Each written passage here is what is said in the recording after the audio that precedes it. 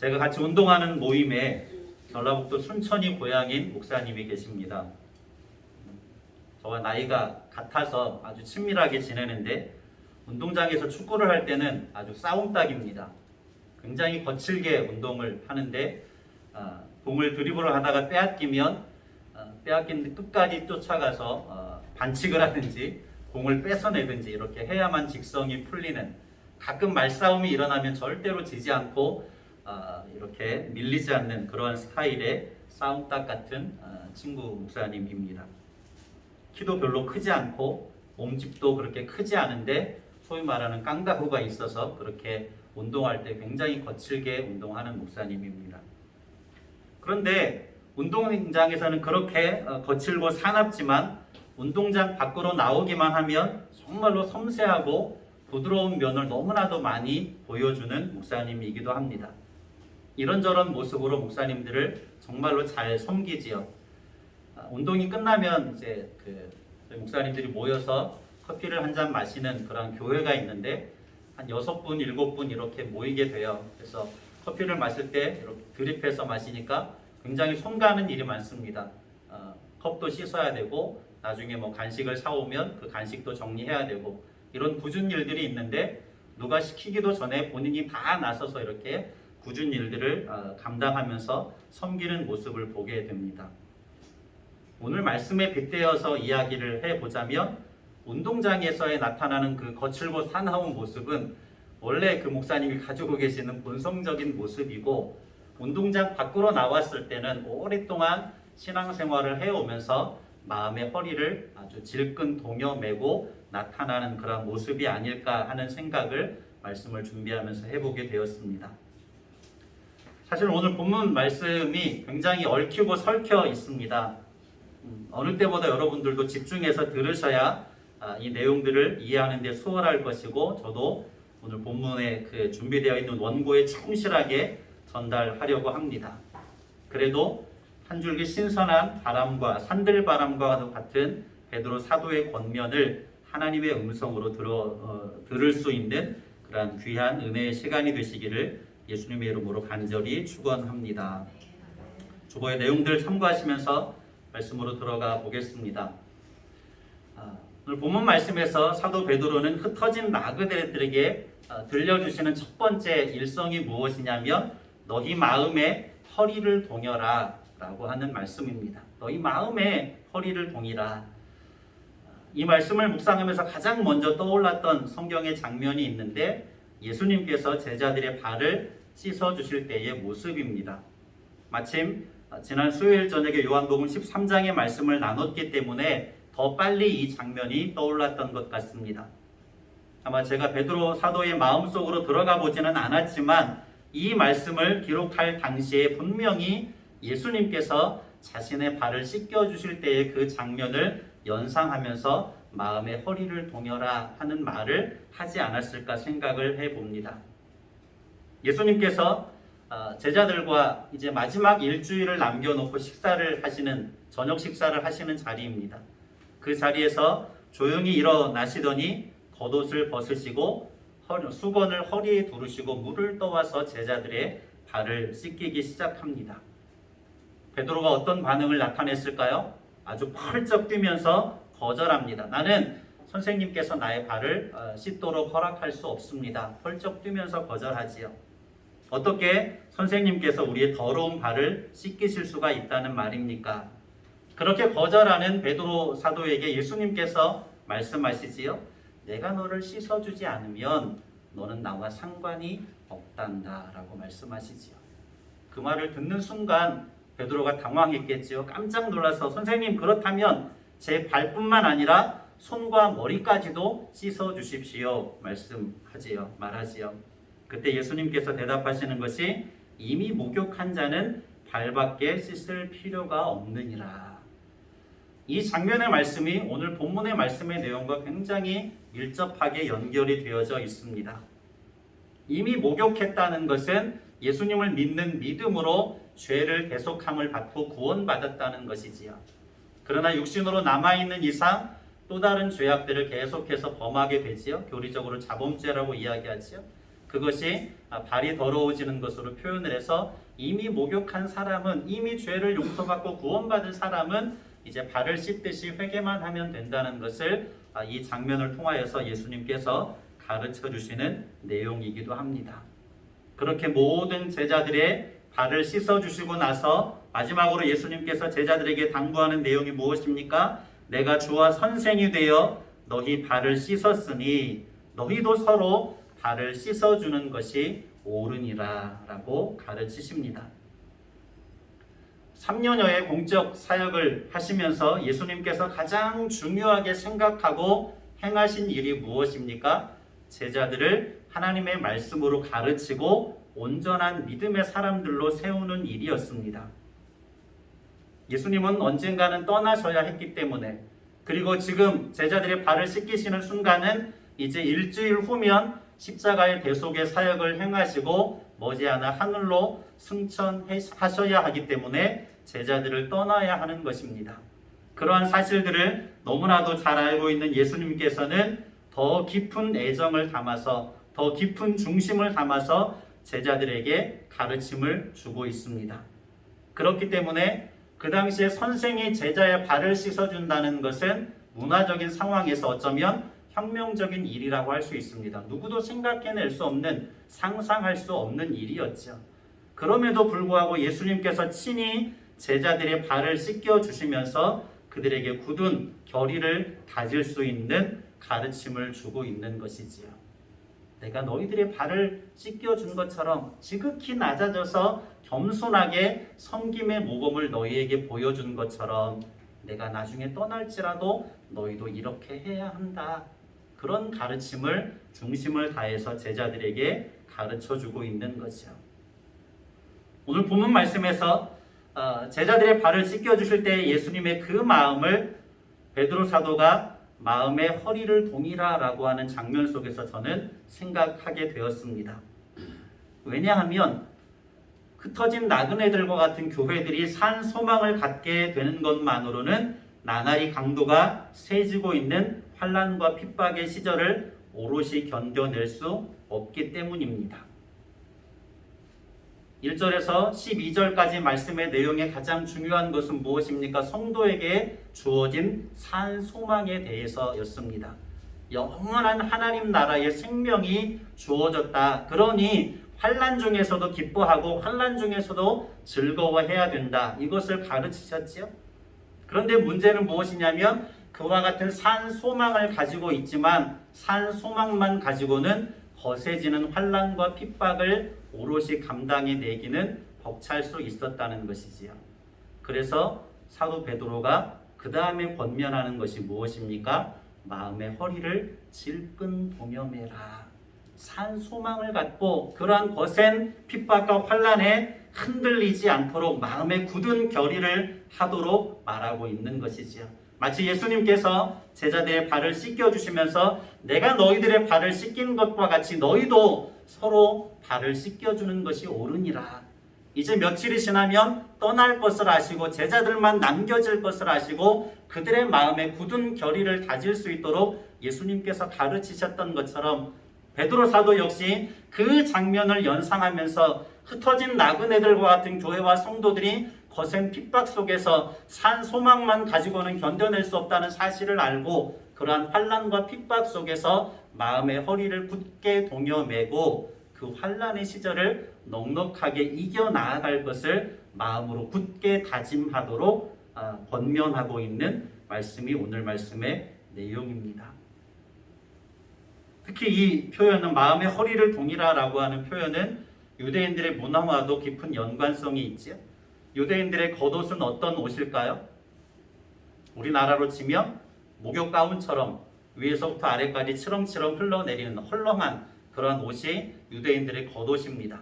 그 겉옷을 입고 빨리 가려고 하면 불편하겠죠? 어떤 일을 하려고 해도 불편합니다. 그래서 예수님께서 제자들의 발을 씻길 때 예수님은 어떻게 했습니까?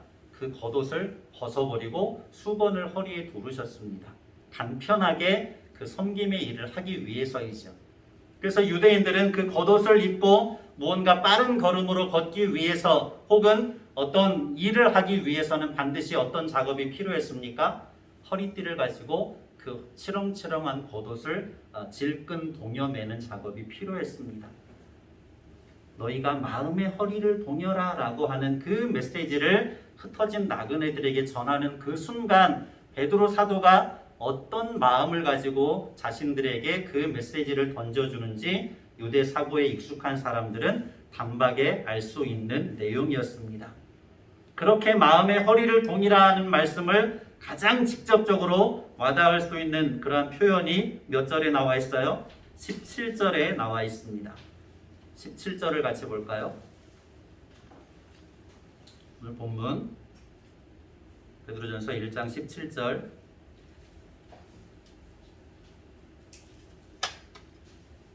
같이 읽습니다. 외모로 보시지 않고 각 사람의 행위대로 심판하시는 이를 너희가 아버지라 부른즉 너희가 나그네로 있을 때를 두려움으로 지내라. 아멘. 이 말씀을 들여다보면 앞에 우리가 보았던 말씀과 비교해서 들여다보면 무언가 상반되는 의미가 있습니다.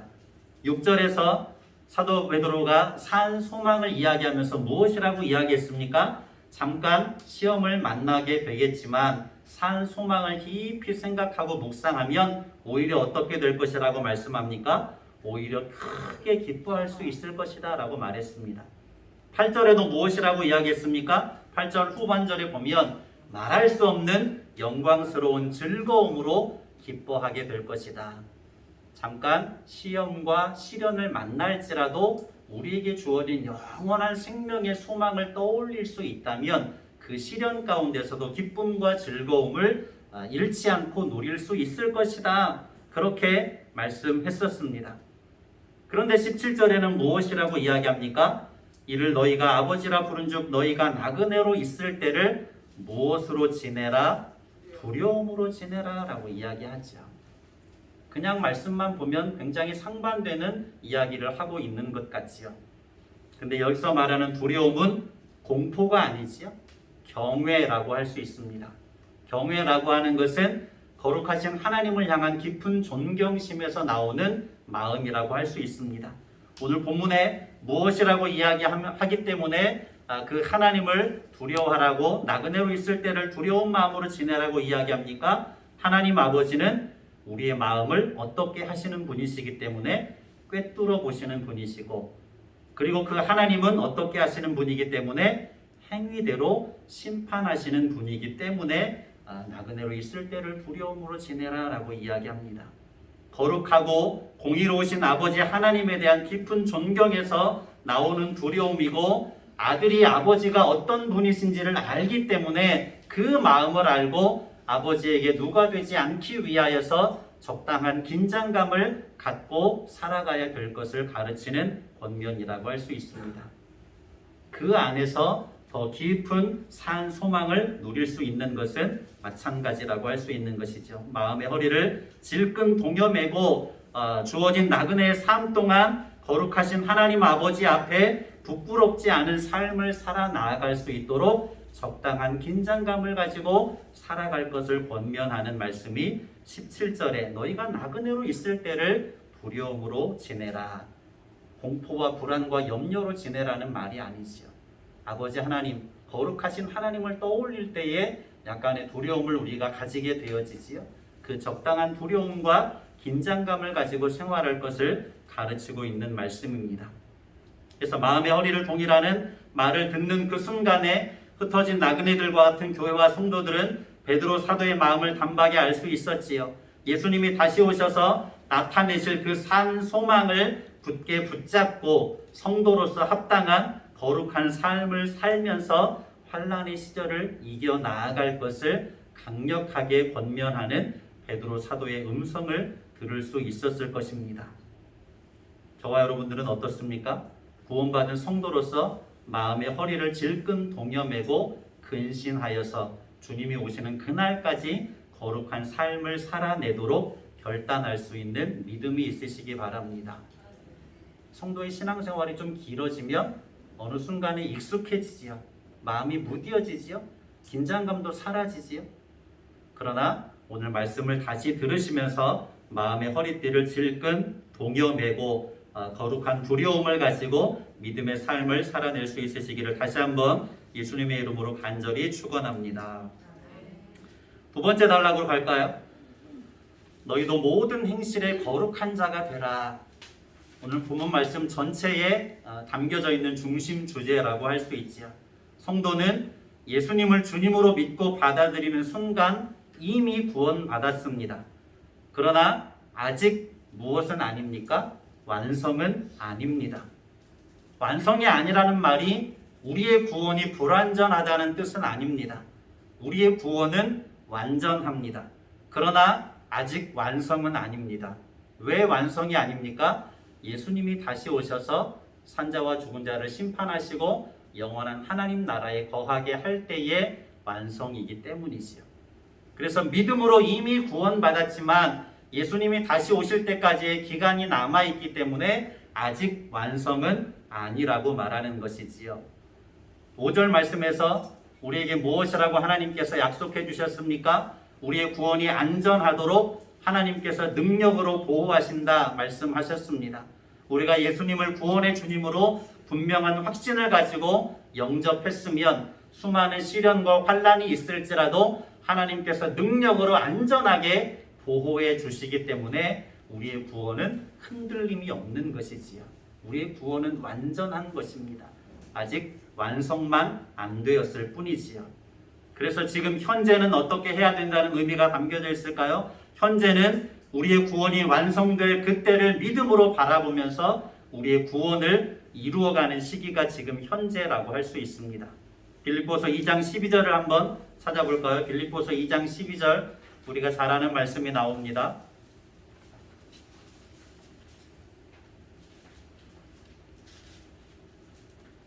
고린도전후서, 갈라디아서, 에베소서 다음에 빌립보서 2장 12절입니다.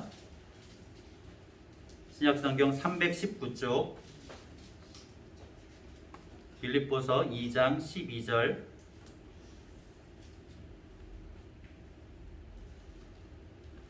(319쪽) 같이 합독합니다. 그러므로 나의 사랑하는 자들아, 너희가 나 있을 때뿐 아니라 더욱 지금 나 없을 때에도 항상 복종하여 두렵고 떨림으로 너희 구원을 이루라. 아멘. 두렵고 떨림으로 너희 구원을 이루어 가라. 여기서 계속이라는 의미가 담겨져 있습니다. 두렵고 떨림으로 너희의 구원을 이루어 가라. 아직 완성이 아니기 때문에 구원이 불완전한 것은 아니지만 거룩함을 이루어 나아가는 그 완성을 향하여서 두렵고 떨리는 마음으로 우리의 구원을 이루어갈 것을 말씀하고 있습니다. 무엇과 연결이 되어지는 말씀이라고 할 수 있습니까? 너희는 내가 거룩한 것처럼 거룩하여라 라고 하는 말씀과 연결이 되고 있지요. 오늘 사도 베드로가 흩어진 나그네들에게 말하는 내용을 1차적으로 정리하면 이런 내용이지요. 너희는 이미 성삼위일체 하나님의 섭리하심 가운데 믿음으로 구원을 받았다. 그런 너희들에게는 썩지 않고 더럽지 않고 쇠하지 아니하는 유업이 어디에? 하늘에 간직되어 있다. 그것이 산 소망이다. 그러나 그것은 예수님이 다시 오시는 마지막 때에 너희들에게 나타내기로 예비된 것이니 현재 당하는 여러 가지 시험들을 산 소망을 붙잡고 넉넉히 이겨내라. 이겨내기 위해서 마음의 허리띠를 졸라매고 거룩해라. 마음으로 뜨겁게 서로 사랑해라.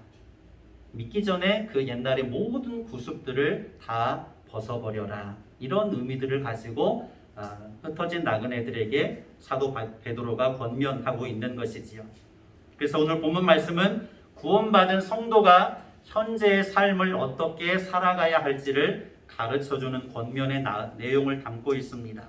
앞서 12절까지의 말씀의 내용에는 성도에게 주어진 구원에 대하여서 산 소망에 대해서 이야기했다면 13절부터 25절까지는 구원받은 성도가 산 소망을 갖게 된 성도가 현재의 세상 속에서 어떻게 살아야 할지를 가르쳐주고 있는 권면이지요.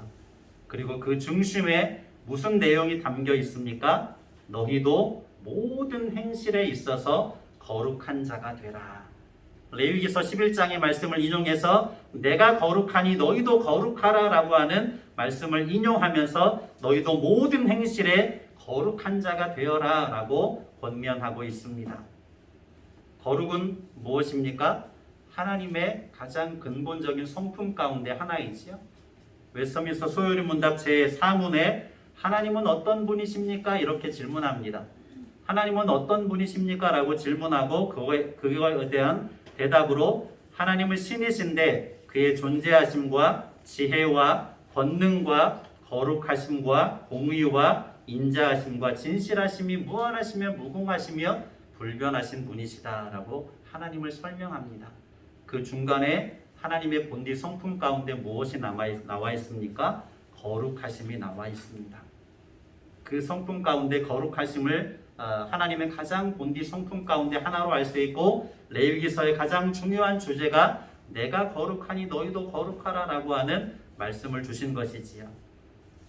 그렇다면 좀 더 거룩이 무엇인지를 알아야 되겠죠. 거룩이 무엇일까요? 거룩은 가장 단순하게 표현하면 죄가 없는 것이 거룩입니다. 거룩이라는 표현 속에는 구별 혹은 분리라고 하는 뜻이 그 안에 담겨져 있습니다. 그래서 거룩은 죄와 부정이 없는 구별된 상태가 바로 거룩한 상태입니다. 죄와 부정으로부터 완벽하게 구별되고 분리된 상태가 거룩이라고 할 수 있지요. 그래서 유일하게 거룩하신 분은 누구밖에 없습니까? 여호와 하나님밖에 없는 것이지요. 그 하나님께서 내가 거룩하니 너희도 거룩하라 라고 명령하시면서 레위기 시대에 무엇을 말씀하셨을까요? 너희가 거룩할 수 있도록 하나님께서 이스라엘 백성들에게 주어 주신 것이 있습니다. 그것이 제사 제도이지요. 흠없는 소와 양을 제물로 드려서 그 죄를 용서받음으로 하나님께로 나아갈 수 있는 거룩함을 얻을 수 있도록 하셨고 그 거룩한 백성으로서 합당한 삶을 살아나아가도록 율법의 말씀을 주셔서 삶을 살아나아갈 수 있도록 인도하셨음을 알 수 있습니다. 그런데 구약시대의 그 모든 제사의 제도는 궁극적으로 무엇을 보여주시기 위한 그림자였음을 알 수 있습니까? 소나 양이나 이것들을 잡아서 번제로 혹은 속죄제로 하나님 앞에 올려드린 것은 완전한 제사가 되는 누구를 예표하고 있는 것입니까? 십자가 위에 어린 양 제물로 죽어주실 예수 그리스도를 예표하고 있습니다. 그 예수님께서 성육신하셔서 어린 양 제물로 십자가에 못 박혀 죽으실 것을 구약의 모든 제사의 제도는 보여주고 있는 그림자였고 모형이었습니다.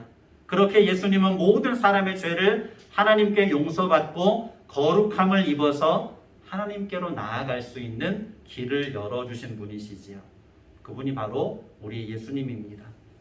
우리를 목욕하게 하신 분이라고 할 수 있지요.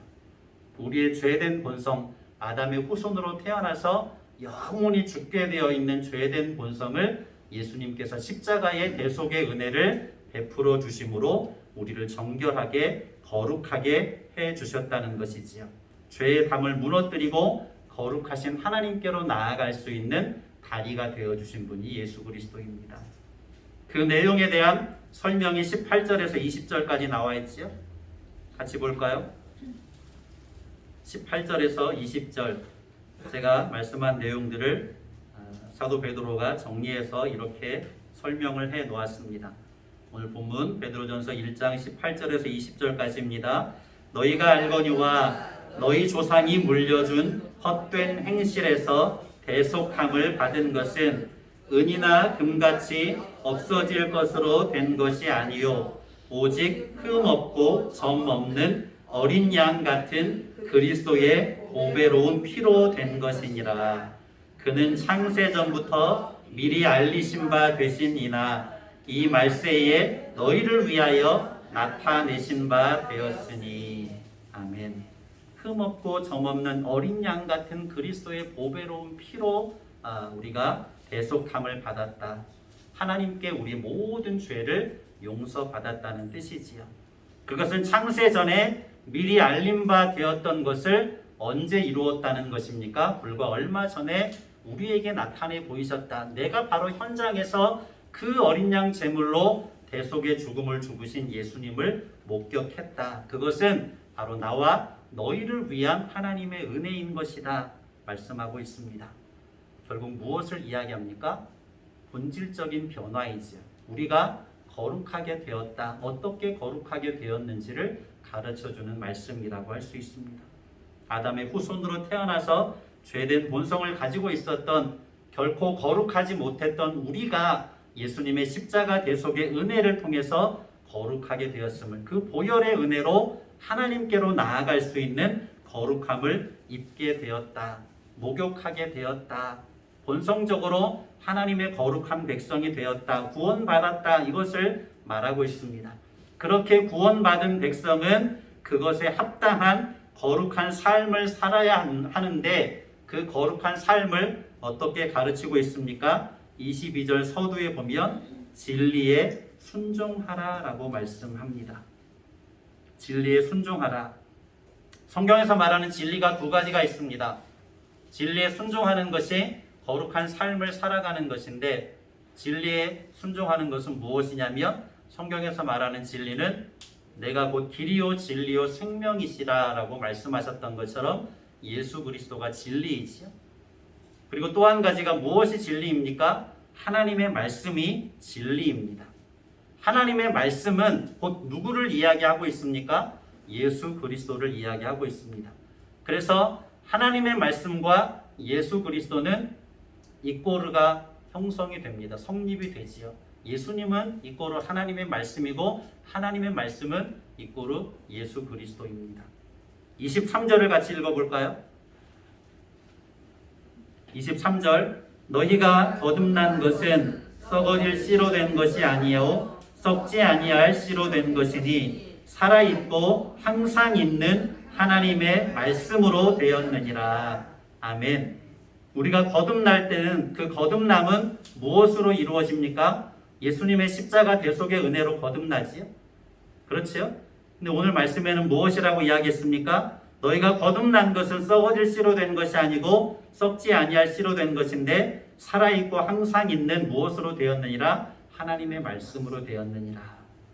이 말이 틀리지 않은 것은 무엇 때문입니까? 하나님의 말씀이 예수 그리스도이고 예수 그리스도가 하나님의 말씀이기 때문입니다. 말씀이 말하는 것이 예수 그리스도를 말하는 것이고, 예수 그리스도가 행한 모든 것들이 하나님의 말씀에 기록된 것을 성취하신 것이기 때문이지요. 하나님의 말씀이 진리입니다. 이 말씀은 예수 그리스도를 이야기하지요. 다시 22절을 읽어볼까요? 22절, 너희가 진리를 순종함으로 너희 영혼을 깨끗하게 하여 거짓이 없이 형제를 사랑하기에 이르렀으니 마음으로 뜨겁게 서로 사랑하라. 아멘. 여러분도 산만해지셨겠지요? 저도 이 말씀을 준비하면서 굉장히 산만해졌습니다. 어떻게 일목요연하게 정리가 되어야 할 텐데, 여기저기 흐름들은 알겠는데 그것이 하나로 정리가 되지 않아서 어려움을 겪었는데, 약간 퍼즐을 맞추는 느낌이었어요. 마지막에 제가 이렇게 정리를 해봤습니다. 그렇게 길지 않습니다.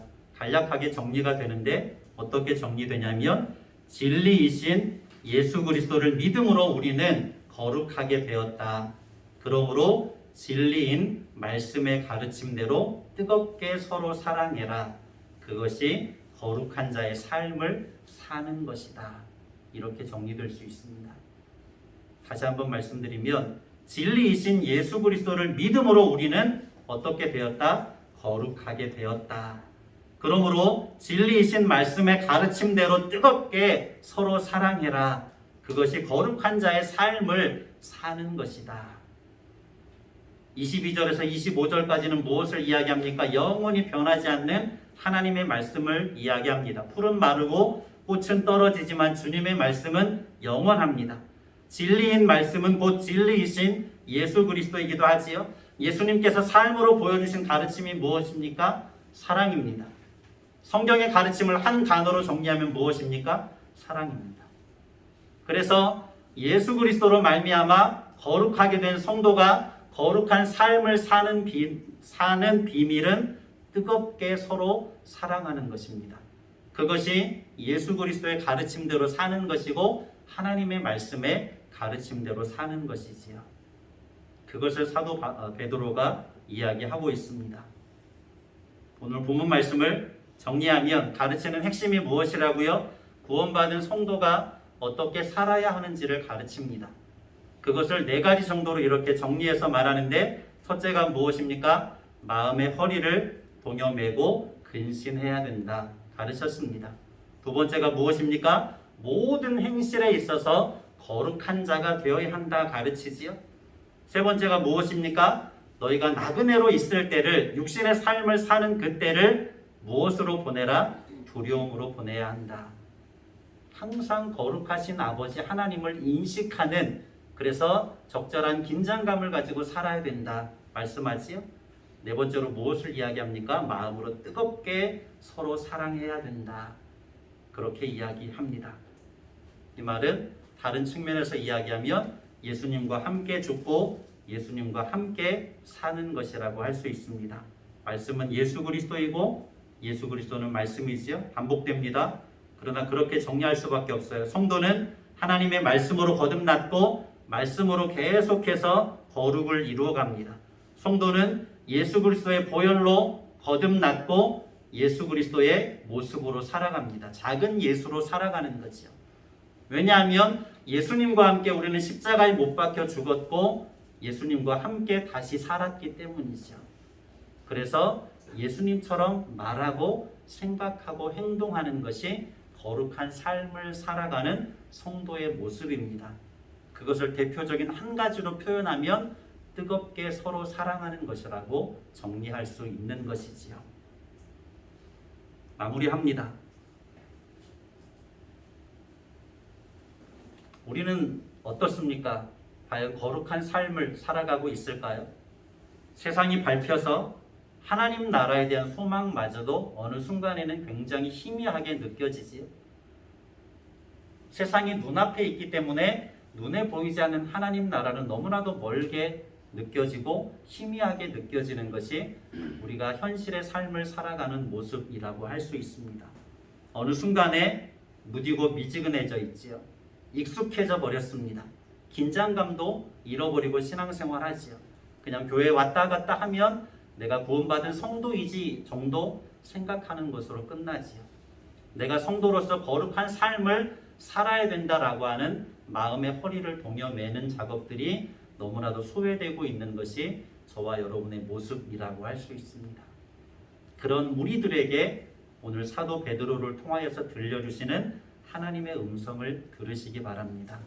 너희는 마음의 허리를 질끈 동여매라. 내가 거룩하니 너희도 거룩해라. 주님의 음성을 듣고 거룩한 삶을 살아내기 위하여서 마음으로 뜨겁게 서로 사랑할 수 있는 그런 저와 여러분이 되시고 그런 상황 속에서 흔들림이 없는 믿음의 삶을 살아나아감으로 말미암아 그 앞서서 말씀하는 산 소망의 큰 기쁨과 즐거움을 여러분의 신앙의 삶 속에서 넉넉하게 누리며 살아갈 수 있는 저와 여러분이 되시기를 예수님의 이름으로 간절히 축복합니다. 고마우신 아버지 하나님, 마음의 허리를 질끈 동여매라고 말씀하시는 주님의 음성을 듣습니다. 우리의 신앙의 연수가 지나면서 어느 순간 우리는 익숙해져 버리고 말았습니다. 내가 거룩하니 너희도 거룩하라 말씀하시는 하나님의 음성에 대해서 무디어지고 무감각해져 버리고 말았습니다. 긴장감도 잃어버리고 있는, 세상이 밟혀서 하나님 나라에 대한 소망마저도 희미해져 가고 있는 우리의 모습들을 깨닫게 됩니다. 아버지 하나님 용서하여 주시옵시고 오늘 우리에게 들려주시는 주님의 음성을 들어서 마음의 허리를 질끈 동여매고 산 소망을 갖고 뜨겁게 서로 사랑할 수 있는 우리 목양교회와 모든 성도들이 되게 하여 주시옵소서. 성령 하나님의 감동하시며 강권하시는 은혜로 충만케 하시기를 간절히 간구하옵고 예수 그리스도의 이름으로 기도드립니다. 아멘.